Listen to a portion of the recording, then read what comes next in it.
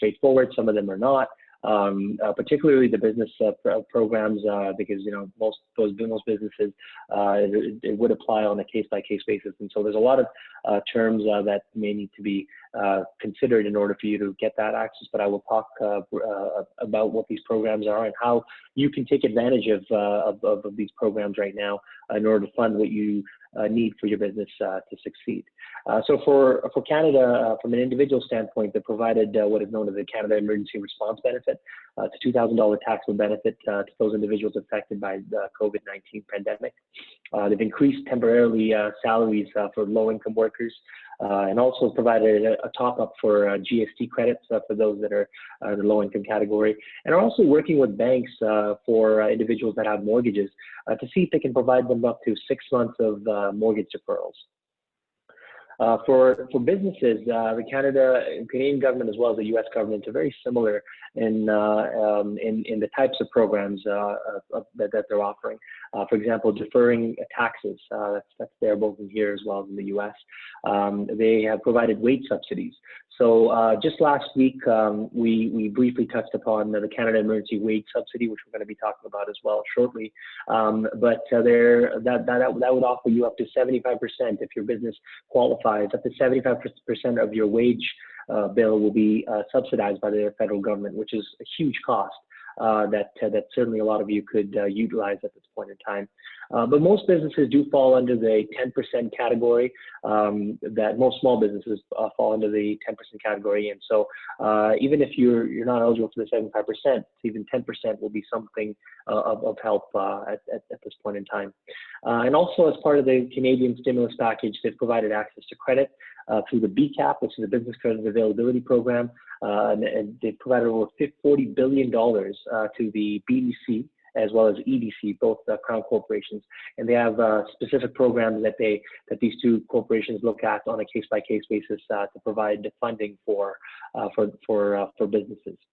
Last week, we briefly touched upon the CECRA, which is the Canada Emergency Commercial Rent Assistance Program.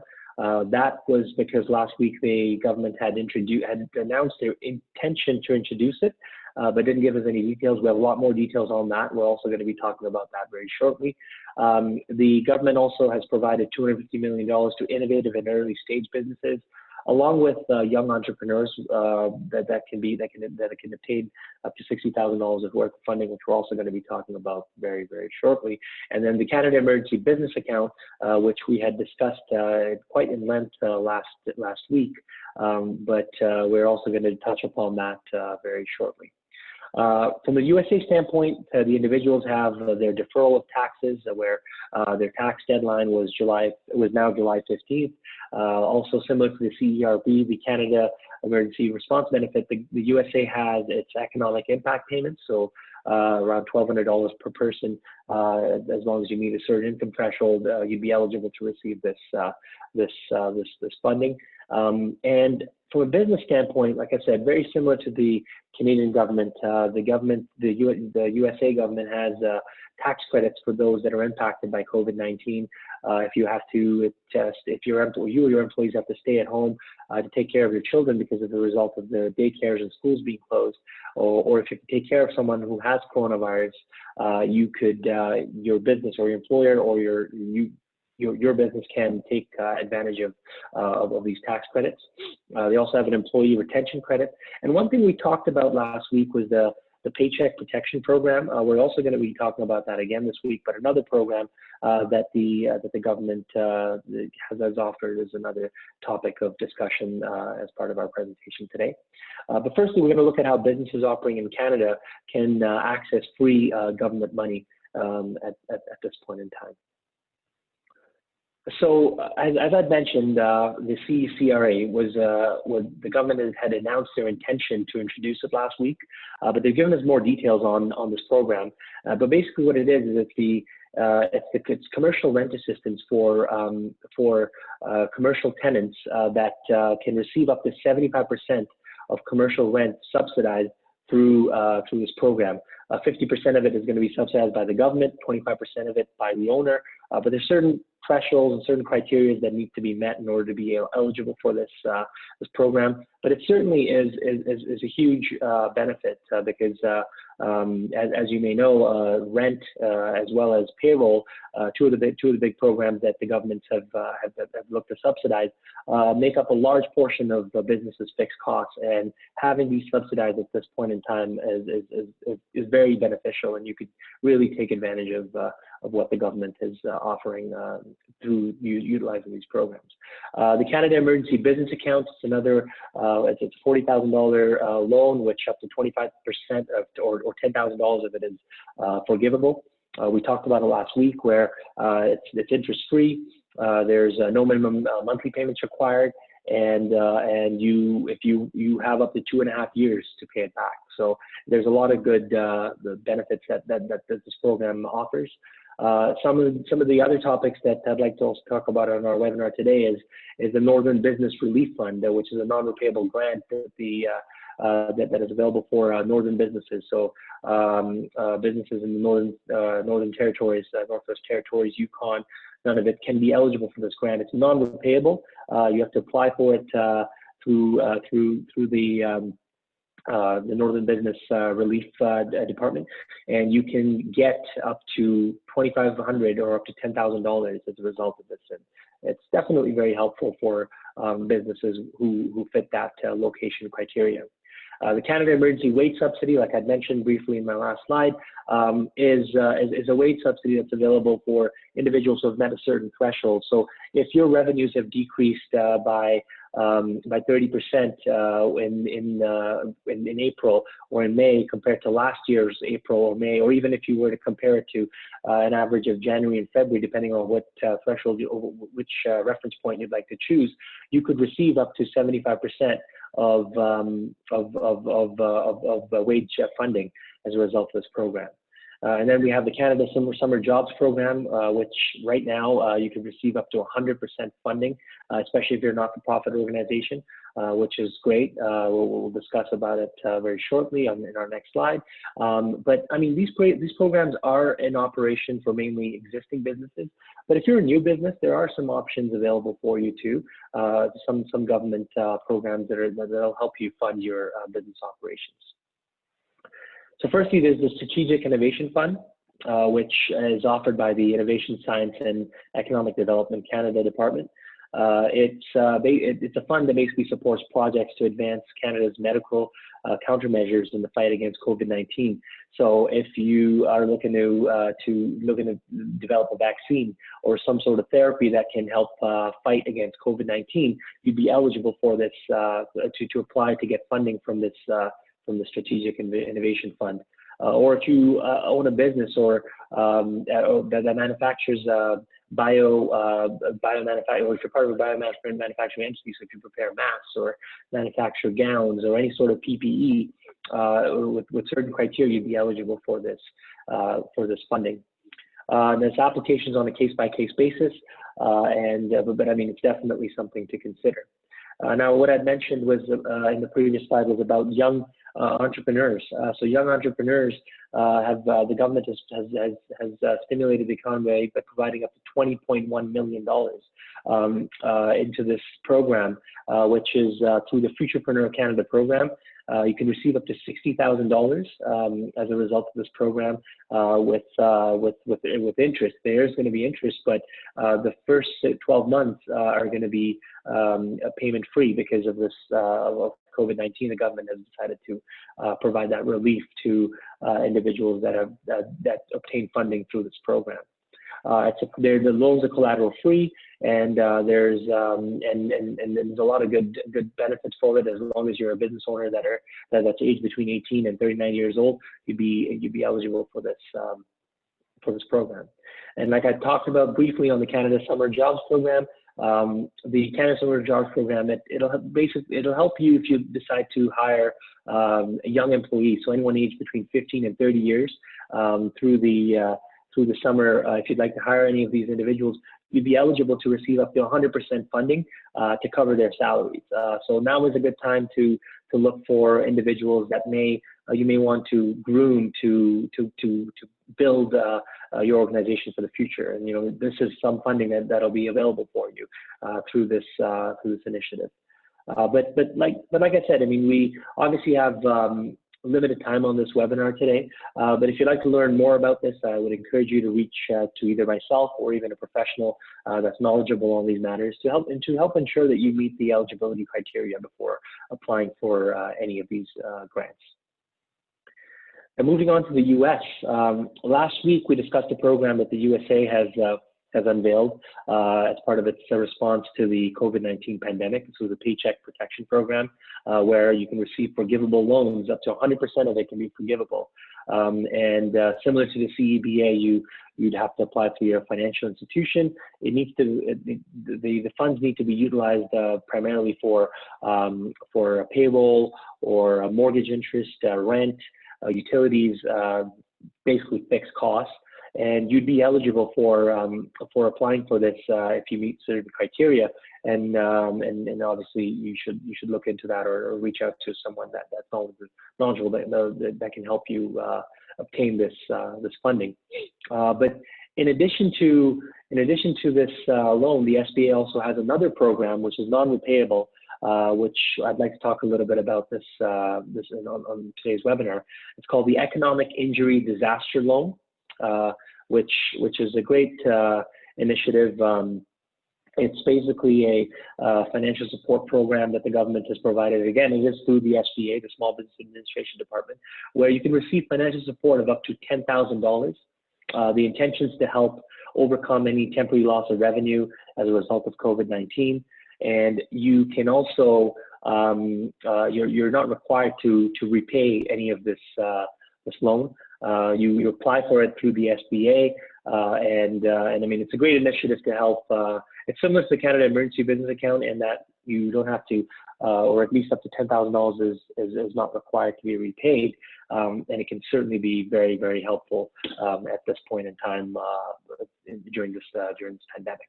But even if you're not eligible for this, or if you don't meet the criteria, there's other low interest disaster loans that the SBA provides that can be really, really helpful for you at this point in time.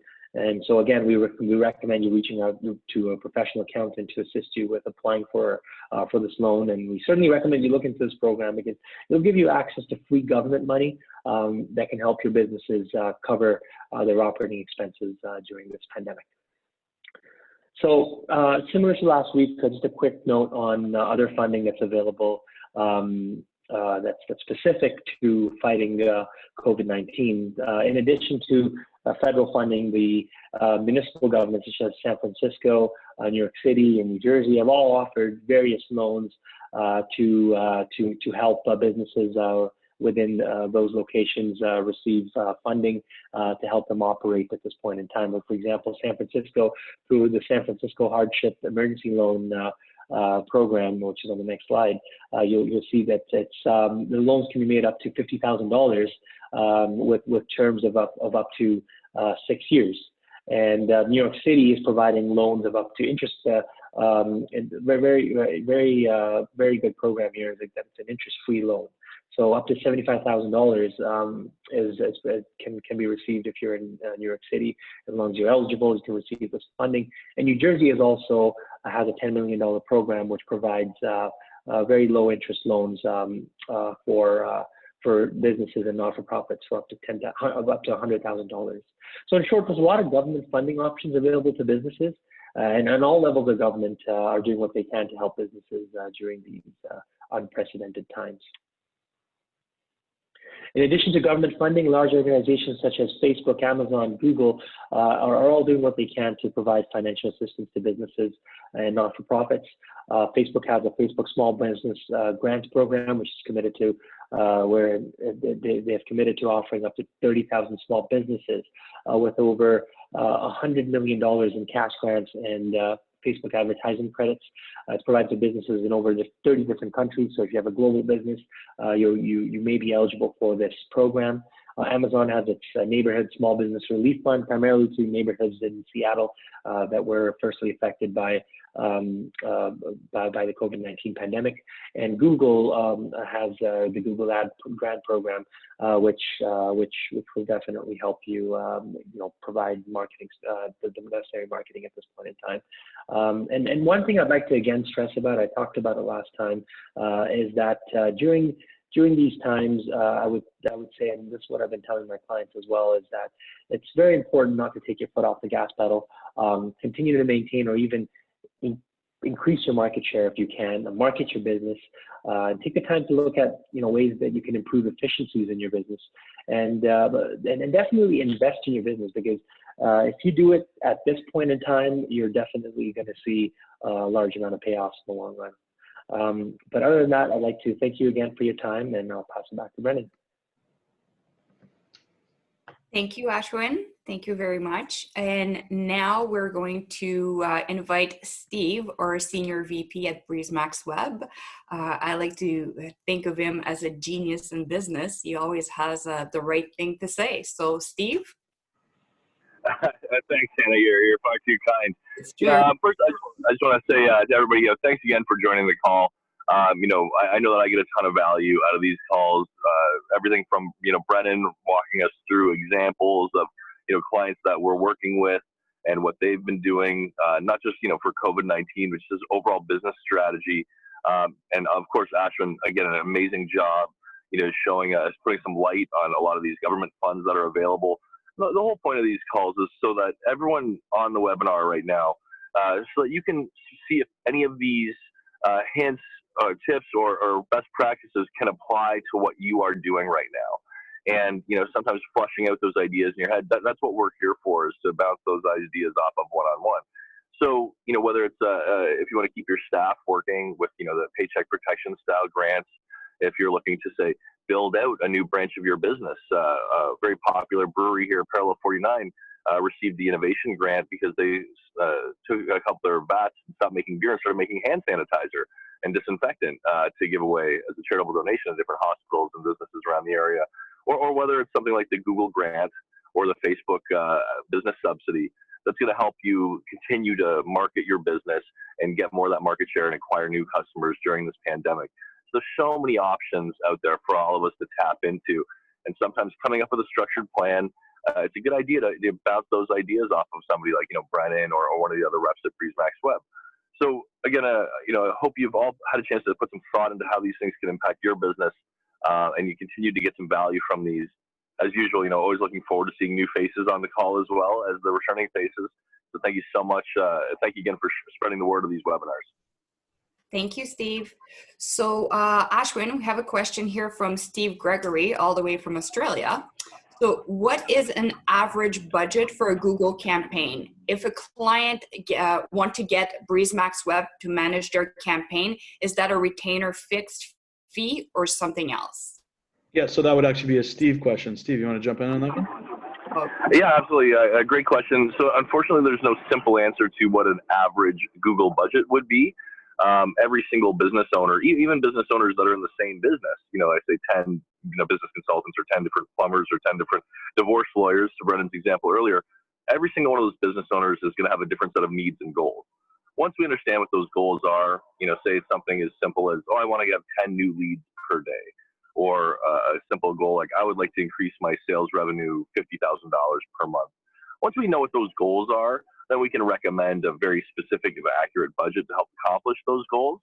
And, one of the reasons why most of our clients work with us, or one of the reasons why most of our clients work with us, like Brennan showed a few of those examples earlier, the Google budget, our clients are billed directly from Google. And that's because transparency is so important for us. Most agencies buy these clicks from Google or Facebook. They mark them up a retail price, 300 to 400% more than their actual cost. And that's when clients buy them. We do not do it that way. We make sure that Google bills our clients directly or Facebook bills our clients directly. That way our clients are 100% assured they're getting the true cost of every service and every product that they're using. It's after that, at the end of the month, that we charge a small service fee for doing all the work and management of it. And those rates start as low as $200 and max out as high as about $900 per month. So if you fall into that range of 200 to 900, I hope that kind of answers your question. Hopefully you fall into that realm somewhere. But great question. Thank you. So that's the only question I have so far here. If anybody has a question, please feel free to put it in the chat or unmute yourself and ask. Brennan, do you have anything to add? I would just like to thank Ashwin again for taking the time to come on and share his expertise and his organizational expertise as well too. He has a ton of experience within helping small businesses, and they come to the Kotamarti group time and time again. And he's working with most of his clients have been with them for quite a while actually. I remember Ashwin was telling me last week. So it's great to have him on. Ashwin, if you have any final thoughts as well, but we can close maybe in the next couple minutes here. Actually, Susan has a question here. She wants to go back to the last answer. If you don't mind unmuting yourself, Susan, did you just miss the question? Can you hear me? Yes. Okay, no, I didn't miss it. I just wanted to get more specificity on what the $200 to $900 a month, what exactly does the client get for that fee? So I did go through the initial presentation that was provided, but I just wanted a little bit more clarity on what you get for the $200 to $900. I understand. That's good. So what we can do is I can book a call for you after this so we can answer you directly. Is that good? That's great. That's perfect. Yes. Thank you so much. Just your phone number in the chat, and that way we'll be able to help you better. Thank you. Okay. Thank you, Susan. Thank you. You're welcome. Since I'm unmuted, can I ask Ashwin one question? I know he resides in Canada, but does he also provide services to small businesses? I happen to represent about 300 small businesses in the U.S. in the construction industry. And the reason I came on the call most specifically was to not only get information for my own business, but to also be able to provide information from the clients that I serve. And so I was wondering, is the level of business that Ashwin services, does he tend to go with small businesses, or is there an annual revenue threshold that he tends to work with? Absolutely. Ashwin, are you still on the call? Yes, I am. Hi, Susan. Great question. Well, there's no real threshold. We look at every client on a case-by-case basis, but to that effect, I'd like to say that we do deal with a lot of small to medium-sized businesses. I myself have worked, and also from a large organization perspective, I've worked in PricewaterhouseCoopers and Ernst & Young, where we've audited really large organizations as well. So, and our firm we work with all size businesses, but small to medium size, there is no real threshold, and I hope that answers your question. Yes, it does. Thank you. Thank you. Thank you, Ashwin. Brennan? Yes, thank you. Thank you for the questions. And again, thanks to Ashwin and thanks to Steve for coming on. Please reach out to us if you would like to set up a one-on-one consultation with either myself, Steve, or Ashwin. And we will be closing here, everyone. Thank you. We'll see you tomorrow. We'll be back on for tomorrow's topic, which will be talking about local SEO. So please join us for that. Thank you very much. Thank you. Looking forward to seeing everyone tomorrow. Thanks again, guys. Thank Thank you. you. Thanks, Bren.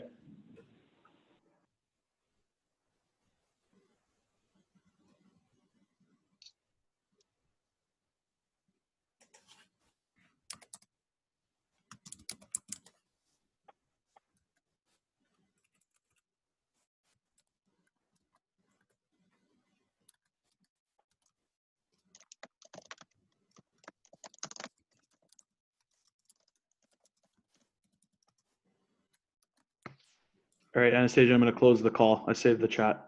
Yeah, just give me 1 second. Susan, would you also like to have a call with Ashwin? Not yet. Okay, no worries. So I'll have Steve call you at 10 a.m. tomorrow.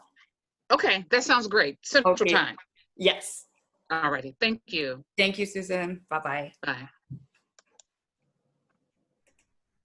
And yes, Brennan, you could save. And